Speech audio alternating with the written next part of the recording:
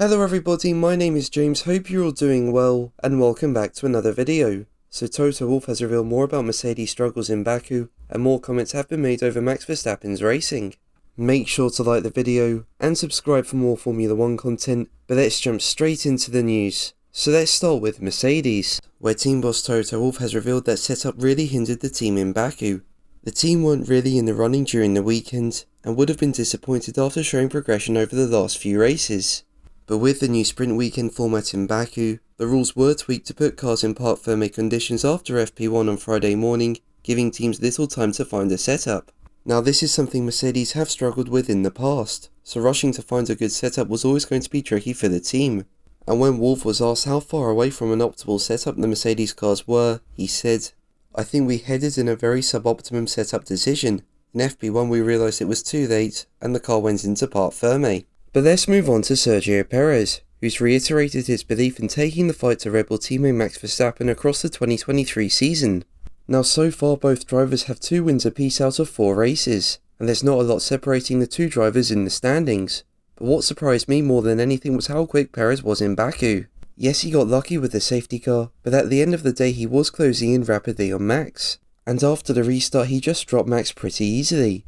Now Perez could have potentially been leading the championship had it not been for brake issues in Melbourne, and when asked by Sky Sports about his title chances, Perez said, "I think without the issues we had in qualifying in Melbourne, we should be leading the championship, so definitely there's everything to believe we can do well this year." Now in 2022 Perez fell away as the season went on, but I see this year being a bit different. You know, unlike last year, the car is pretty well developed, and Perez has had a say in the direction of the 2023 car. So he's clearly comfortable, which is encouraging as right now he's the only chance we have of a title fight this season.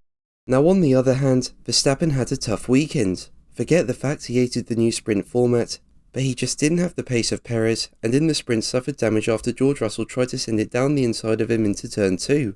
Now Max was furious after that. I mean, he felt he left space around the outside, and in turn he went to confront George after the race. But Russell said he was surprised by Max's angry reaction, and now he's elaborated further on it. He said, "I don't think I need an apology at all.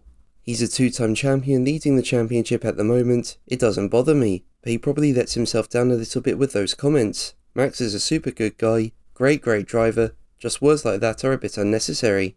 Now as we know, Russell is a fierce driver and would never back out of a move like that, and as we know Max is no quitter, so it's not really a surprise there was contact. And F1 pundit Peter Windsor was surprised that Verstappen didn't make room for Russell at the start of the race, claiming he cannot race Russell the way he does Hamilton.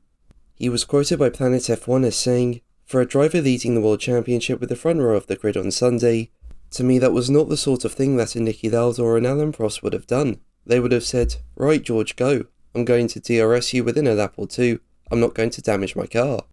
If it's Lewis or Carlos Sainz, you can probably get away with it.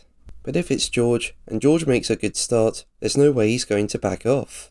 But what do you think? Let me know in the comments below. But that's going to be the video from me today. Thank you ever so much for watching. Make sure to like and subscribe for more videos, and until the next one, take care. Bye.